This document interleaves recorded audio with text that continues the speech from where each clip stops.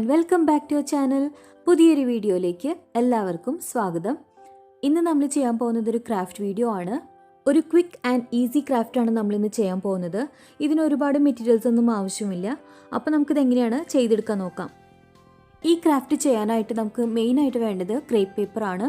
നമ്മൾ സാധാരണ crepe paper use ചെയ്യുന്നത് മോസ്റ്റ്ലി ഫ്ലവേഴ്സ് ഉണ്ടാക്കാൻ വേണ്ടിയിട്ടാണ്. അപ്പോൾ ഇന്ന് നമ്മൾ ഫ്ലവർ ഒന്നുമല്ല ചെയ്യാൻ പോകുന്നത്, ഒരു സൂപ്പർബ് ആൻഡ് ഡിഫറെൻ്റ് ആയിട്ടുള്ള ഹോം ഡെക്കറാണ് നമ്മളിന്ന് ചെയ്യാൻ പോകുന്നത്. അപ്പോൾ നമുക്കിതെങ്ങനെയാണ് ചെയ്യാൻ നോക്കാം. ക്രേപ്പ് പേപ്പർ അല്ലാതെ നമുക്ക് ഇനി ആവശ്യമുള്ളത് കാർഡ്ബോർഡിൻ്റെ പീസസ് ആണ്, പിന്നെ ഗ്ലൂ ആണ്. അപ്പോൾ ആദ്യം തന്നെ ഞാനിവിടെ ഒരു കാർഡ്ബോർഡിൻ്റെ പീസ് എടുത്തിട്ടുണ്ട്. ഇനി നമുക്ക് ഇതിൽ കുറച്ച് സ്ക്വയർസ് കട്ട് ചെയ്തെടുക്കണം. അപ്പോൾ നമുക്കിതൊന്ന് വരച്ചിട്ട് കട്ട് ചെയ്തെടുക്കാം. 7 into 7 സെൻറ്റിമീറ്ററിൻ്റെ 13 സ്ക്വയർസാണ് നമുക്ക് വേണ്ടത്.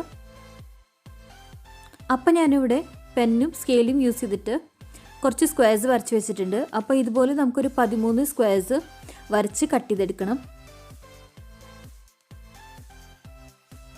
ഒരു സിസർ യൂസ് ചെയ്തിട്ട് നമുക്ക് ഈ സ്ക്വയർസ് എല്ലാം തന്നെ കട്ട് ചെയ്തെടുക്കാം.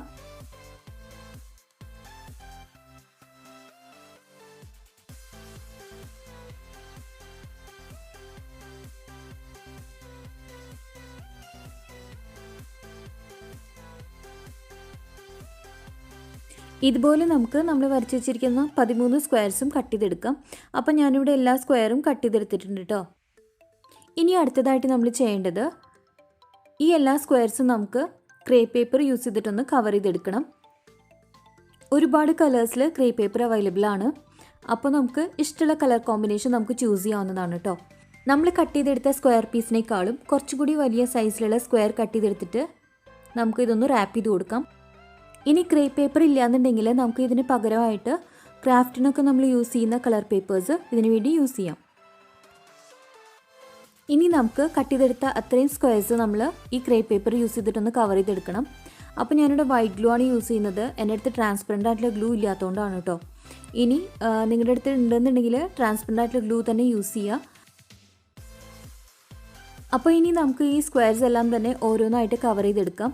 ഇവിടെ ഞാൻ ഈ പിങ്ക് കളറ് യൂസ് ചെയ്തിട്ട് 5 സ്ക്വയർസ് കവർ ചെയ്തെടുക്കുന്നുണ്ട്.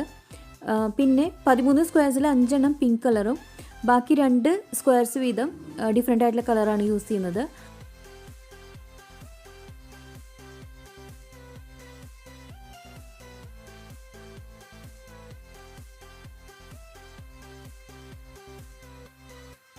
അപ്പോൾ ഇതുപോലെ ഒരു സ്ക്വയർ ഞാനിവിടെ കവർ ചെയ്തെടുത്തിട്ടുണ്ട്. ഇനി ഇതേ രീതിയിൽ നമ്മൾ ബാക്കിയുള്ള സ്ക്വയർസും കൂടെ കവർ ചെയ്തെടുക്കാം.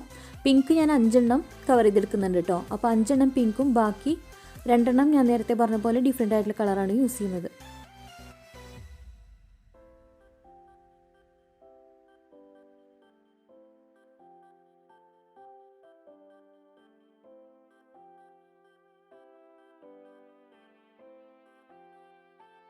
അപ്പോൾ ഇതാ ഇവിടെ നമ്മളെടുത്ത അത്രയും സ്ക്വയർസ് ക്രേപ്പ് പേപ്പർ യൂസ് ചെയ്തിട്ട് ഫുള്ളായിട്ട് റാപ്പ് ചെയ്തെടുത്തിട്ടുണ്ട്.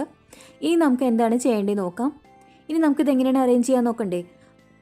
ഇവിടെ ഞാൻ ടോപ്പിലും ബോട്ടം സൈഡിലും അതുപോലെ ലെഫ്റ്റും റൈറ്റും ഈ 4 ഡയറക്ഷനിൽ പിങ്ക് അറേഞ്ച് ചെയ്ത് കൊടുത്തിട്ടുണ്ട്.